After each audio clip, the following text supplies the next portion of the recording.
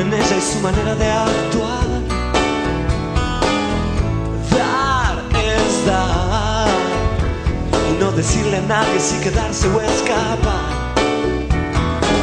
Cuando el mundo te pregunta del por qué, porque da vueltas la rueda, porque no te detiene. Hola a todos, ¿qué tal? ¿Cómo están? Bienvenidos a una nueva emisión de Coordenadas.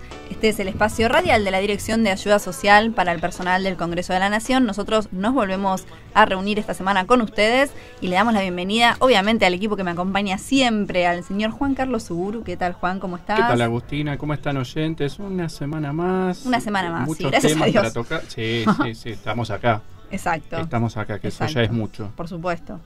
Bien. ¿Bien? No sé. Sí. Bueno, entonces la saludamos a Miriam, ¿te esperando parece? por el temita que van a tocar hoy, que me interesa. Interesantísimo, pero antes vamos a saludar Por como supuesto. corresponde a la doctora Miriam López. ¿Qué tal, Miriam? ¿Cómo te estás? parece, Juancito? ¿Qué? Teneme un poquito en cuenta. Yo sé que vos Ella quería ir querés directo, ir al ¿viste? tema porque aparte la doctora que viene es especial, pero bueno. ¿Qué tal, chicos? ¿Cómo están? ¿Todo Muy bien? bien, muy bien. Bueno, es cierto, una semana más de trabajo, Ujú, preparando cosas para que nuestros oyentes puedan disfrutar de este programa. exactamente. Nos escriban, nos comenten, así que... Muy bien, muy bien. Y ya Bien. que Miriam está diciendo acá, ¿no? Que nos escriban, que comenten. ¿A dónde, Juan? ¿A dónde Vos me pueden estás pidiendo llamar? las vías. Exactamente. ¿Dónde Yo pueden te las llamar? ¿A dónde pueden pedir, en todo caso, solicitarnos también algunos temas que quieran tratar? Bien, pueden escribirnos a coordenadasradio.das@das.gov.ar Ujú. o pueden encontrarnos también en Facebook como Coordenadas Radio, Perfecto. Y tenemos también la página web de la DAS, que ¿no? es www.das.gov.ar. Espectacular, buenísimo. Bueno, hoy tenemos un tema, como anticipó recién Juan, que es un poquito ansioso. Tenemos un tema realmente muy interesante. Vamos a hablar de los cuidados de nuestros adultos mayores con cuadros de inicio demencial.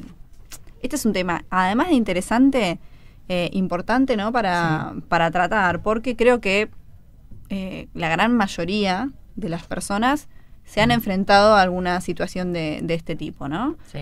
Así que, bueno, para eso obviamente trajimos a la especialista, además a pedido del público, porque ya ha venido acá y Sí, mucha gente nos pide, bueno, que vuelva, ¿no? Siempre, porque Siempre. es muy didáctica. Es muy didáctica, está aquí con nosotros en el estudio, le damos la bienvenida a la doctora Gabriela Gómez Gallo.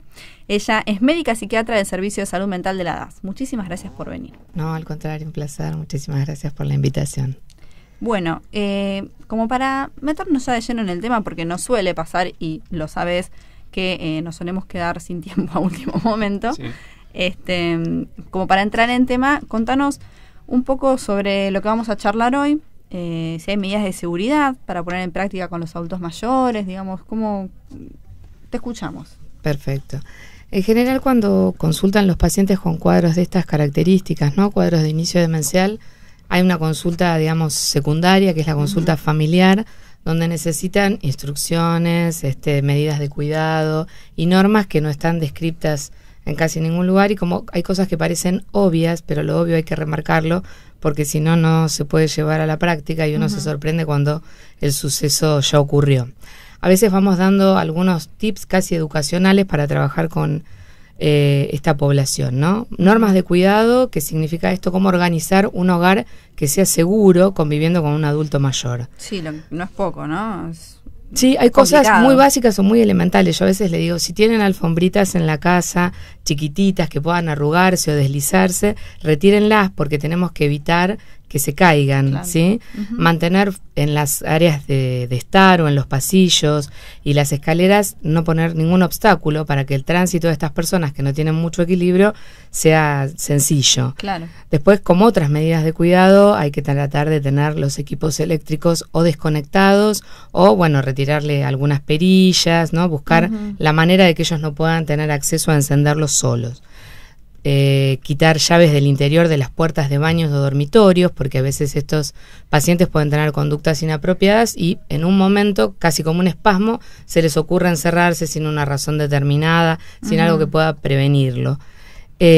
También mantener alejado o cerrado con llave áreas donde haya piletas o jacuzzis, guardar sustancias peligrosas, sea tanto la medicación, Claro. los elementos de limpieza bajo llave.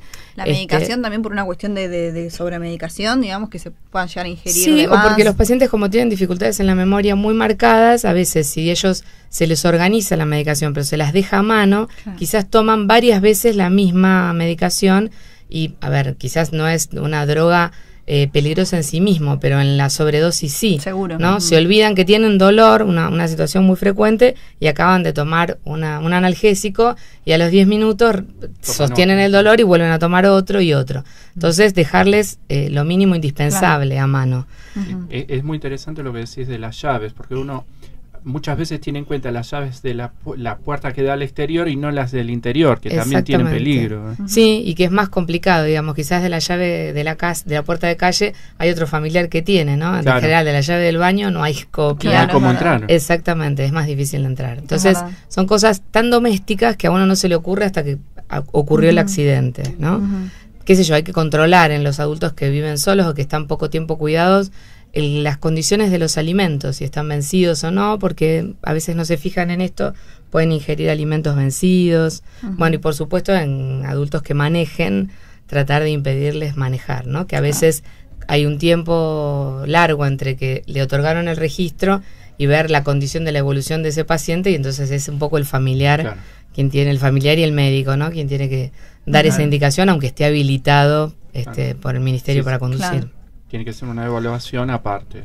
Sí, pero con claro. algo de sentido común alcanza, ¿no? Si uno lo ve que va perdiendo el equilibrio y que se desorienta, aunque le hayan dado el registro, registro. bueno, uno como familiar tiene que ponerlo a salvo a él y a la población por Seguro. si este sujeto sale a la calle. Seguro, hay que estar atentos Sí.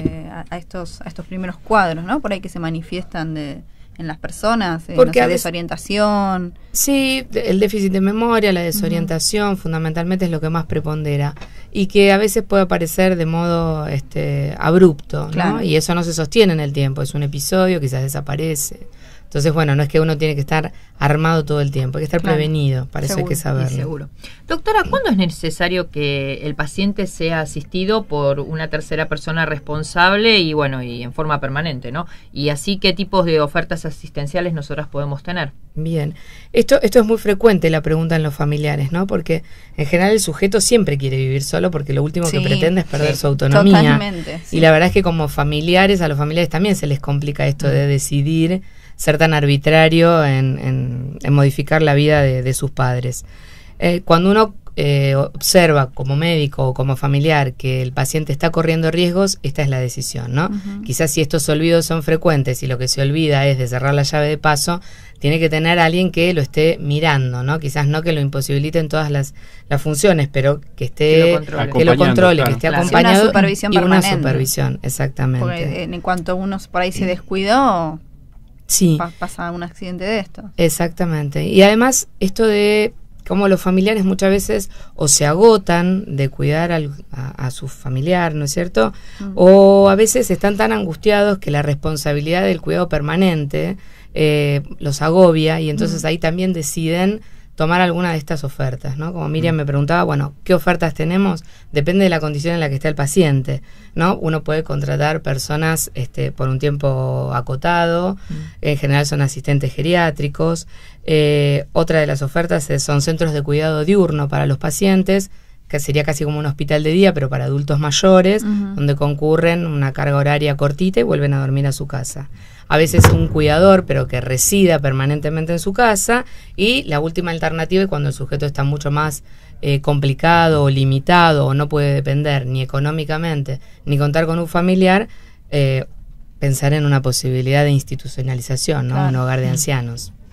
Claro. ¿Y qué consejos útiles se les podría dar a la gente por este tema? Sí, a los familiares, ¿no? Más que nada, que es ¿no? tan difícil. Es difícil convivir, ¿no? Es difícil convivir y es difícil también esta decisión de decir, bueno, no sé, tengo un abuelo, un padre que no quiere bajo ningún punto de vista internarse, pero que no queda otra alternativa, ¿no? Ujú. ¿Qué hacer?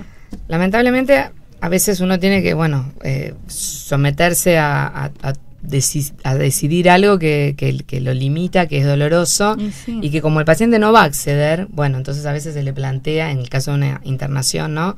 bueno, que es por un tiempo acotado, que va a hacer una revisación, que se va a institucionalizar durante un tiempito y vemos. Y eso será renovable según cómo el sujeto responda a la institución. Hay que tener presente que a este cuidador, sea un familiar o un sujeto que uno contrate, hay que también enseñar a cuidarse, ¿no? El cuidado del cuidador es muy importante, porque esto, no digo que enferma, pero bueno, va limitando. Entonces hay que estimular al cuidador a que planifique tareas con amigos, a que tenga actividades de ocio, a que pueda ocuparse, relajarse con lo que elija, o a dormir, por ejemplo, una siesta si no puede dormir durante la noche, y hacer ejercicios para el estrés y para tener una vida un poco más saludable.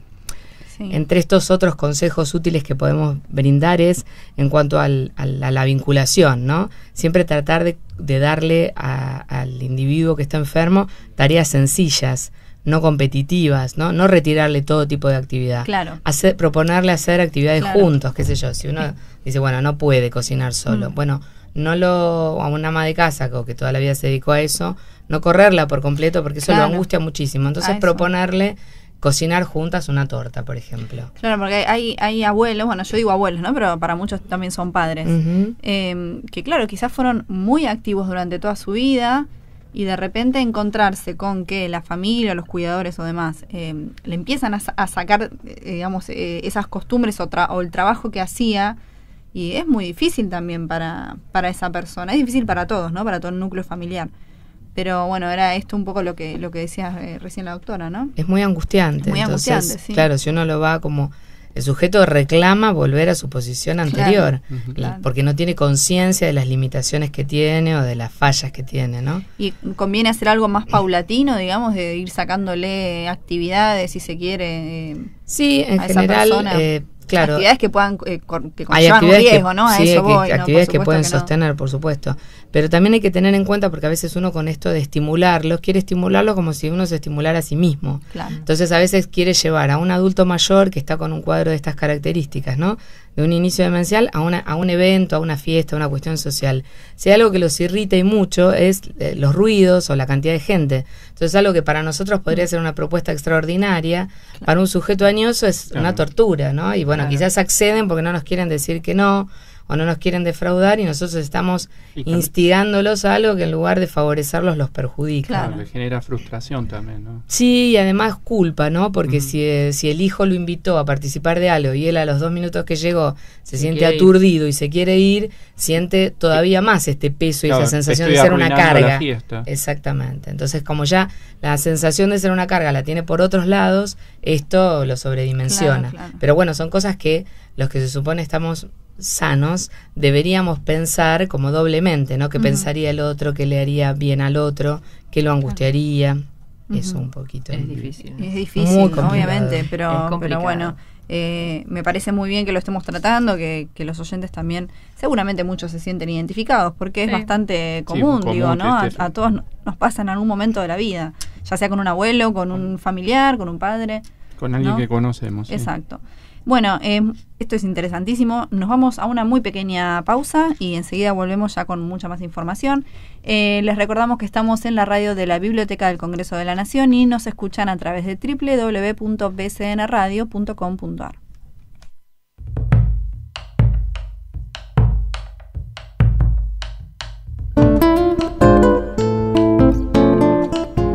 Descubrí el interior del país por BCN Radio. Cultura Federal.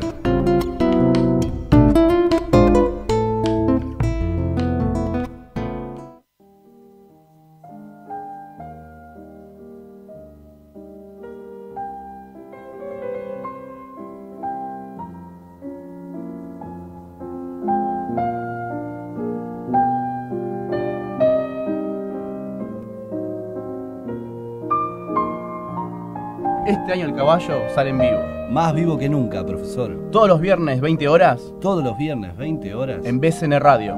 La radio de la Biblioteca del Congreso.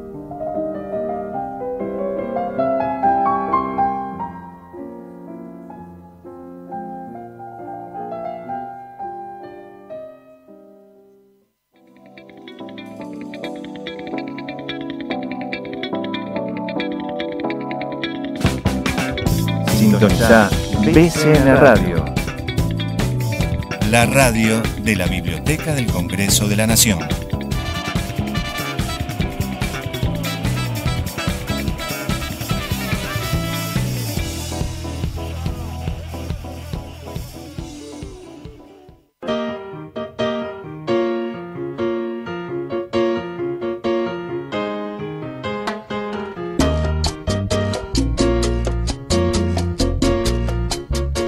Muy bien, continuamos con coordenadas y Juan nos va a recordar las vías de comunicación. ¿Cómo no?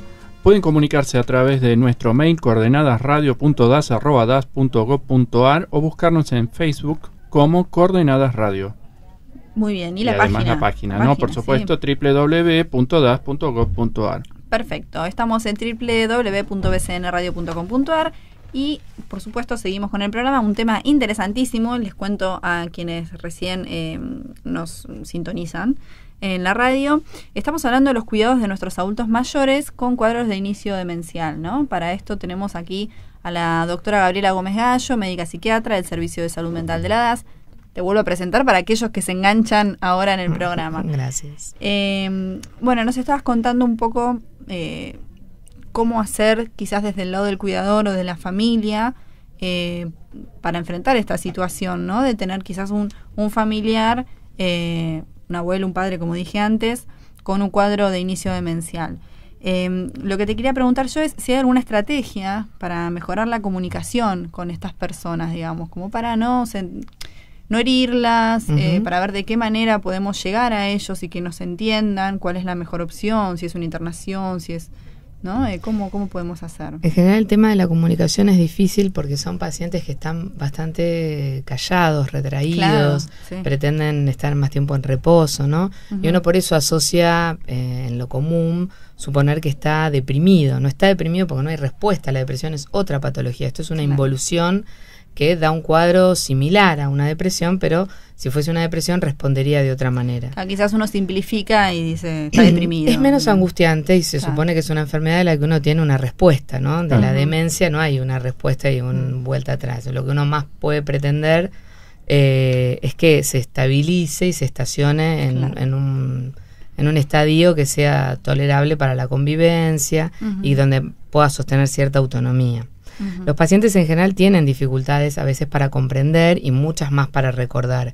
Entonces se hace dificultoso en la convivencia, en la cotidianeidad, porque el apuro que tenemos los que estamos mejor a veces nos pone más irritables, nos hace tener menos paciencia. Entonces no podemos ser tan simples y los pacientes se ponen muy susceptibles. Por eso hago hincapié en esto de que al hablarle a un sujeto añoso hay que ser un poco más relajado, tratar de estar menos apurados, hablarles de un modo amable, porque esto los tranquiliza. Es absolutamente contradictorio a como vivimos, ¿no? Porque a mí me pasa en el consultorio que abro la puerta, veo la sala de espera, tengo 14, digo, ¿cómo con tranquilidad? Le digo, bueno, abuelo, no hay ningún inconveniente. Y me puede preguntar 42 veces, doctora, ¿la vuelvo a ver? Sí, el mes próximo, y se lo dejé anotado y se lo di al cuidador, pero igual lo acompaño y hasta la puerta del consultorio le repito lo mismo y tengo que no irritarme. Bueno, yo soy una profesional, me ocupo de esto y cuando hasta en algún momento siendo una profesional me puedo irritar, lo recuerdo, pienso, hago una introspección, digo, tendría que dedicarme a otra cosa y entonces revertimos, pienso a una posición de otra profesión o volvemos a la paciencia y volvemos a la paciencia. Muy bien, está muy bien. Es cierto. Bien, hay una cuestión, ¿es conveniente discutir acerca de la confusión entre certeza y realidad? Bien, esta pregunta es fantástica porque los familiares o los cuidadores hacen hincapié todo el tiempo en que pretenden que entiendan. A veces no es que tienen una certeza, porque eso es de otro orden, ¿no? De los cuadros psiquiátricos, pero bueno, tienen una confusión con la realidad o también a veces tienen certezas. Entonces este dicho popular, ¿no? Donde hay que seguirles la corriente, es cierto porque una certeza es irreductible, entonces no tiene sentido discutir una certeza.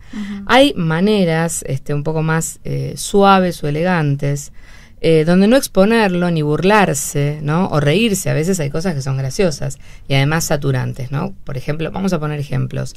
A veces, no sé, se presenta el paciente y le dice al hijo, bueno, vamos, nos vamos, está por venir tu papá. El hijo, irritado, tiene ganas de contestar, ¿pero qué me preguntás si papá se murió hace 20 años? ¿No? Yo digo, hay que hacer todo un ejercicio para, en lugar de poner esta respuesta, pensar en, mira, no creo que esté en casa, más tarde lo buscamos. Aunque uno, digamos, se sienta medianamente alienado diciendo esto. Claro.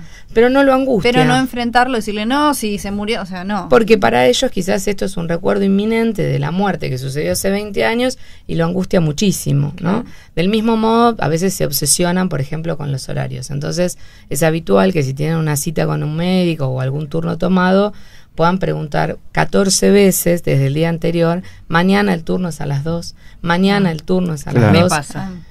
Nos sucede a todos, ¿no? Sí. Entonces, claro, a veces el cuidador o el familiar grita, ¿no? Como si eso le hiciera comprender o le permitiera retener en la memoria de mejor manera. Y uno lo que puede decir para aliviar es, vos no te preocupes al horario que es, porque yo no me voy sin vos y te voy a llevar. O sea, despreocupate. Estas respuestas tranquilizadoras lo alivian un rato. Esto no es garantía de que lo recuerden, por supuesto. Pero sí es una buena forma de capear la situación, digamos, ¿no? También porque si no uno se pone muy irritable, perdón. Que una estrategia sea no anticiparle tanto alguna fecha. Eso es fundamental, porque digamos, tienen memoria como a corto plazo. Entonces, si uno le dice, le recuerda un evento, a mí no me gusta que le dejen cartelitos en la heladera, porque primero no les prestan atención, y si les prestaron atención de casualidad, enloquecen al prójimo, porque entonces van, no saben ni qué hora es, si el cartelito es del año pasado, cuándo es, pueden llamar un montón de veces al hijo y le preguntan lo mismo, pero entonces el turno es para mañana, y bueno, y entonces esto genera rispideces en la convivencia que podrían evitarse. Claro. Sí, yo pienso que quizás habría que tener en cuenta esto que decía recién la doctora, que es que el paciente se angustia. No es que uno piensa que, bueno, no está en sus cabales, claro, bueno, no entiende y ahora me dice esto y después se olvida y no importa lo que le conteste, total, en un rato se olvida.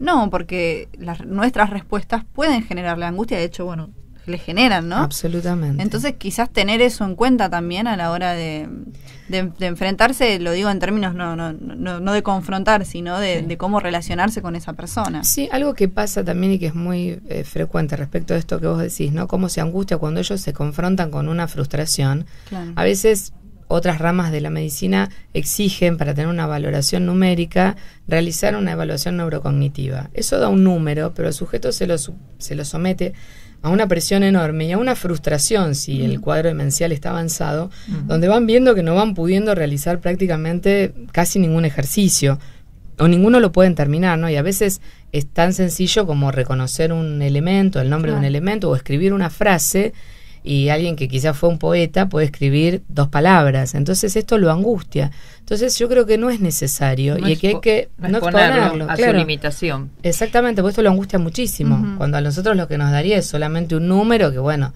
si uno tiene un poco de clínica, tiene más o menos. A veces los familiares exigen, ¿no? Casi una documentación respaldatoria para decir, bueno, si el nivel máximo de rendimiento es 70 y mi papá tiene 20, bueno, confirmo casi como con un análisis de sangre, ¿no? Comprobar una diabetes es facilísimo. Yo voy, le tomo un resultado, le pido un resultado de glucemia y bueno, si el valor me da elevado, voy a creer, ¿no? Si yo tengo tanta resistencia y me angustia tanto, es difícil creerle al médico que lo que tiene mi papá es una demencia. Y no será una depresión y el doctor no se equivocó. Claro. Entonces, por eso a veces los familiares insisten sobre, bueno, tener algo que los respalde. Les dé certeza a ellos. Exactamente.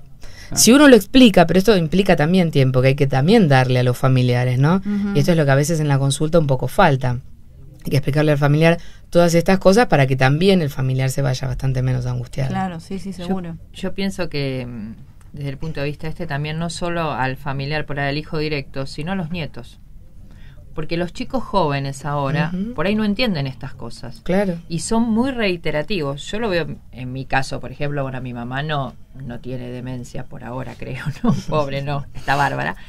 Pero se olvida ciertas cosas. Y la lucha constante que tengo con mi hija y que le quiero explicar, no, mira, esto no es así, la abuela tiene sus años.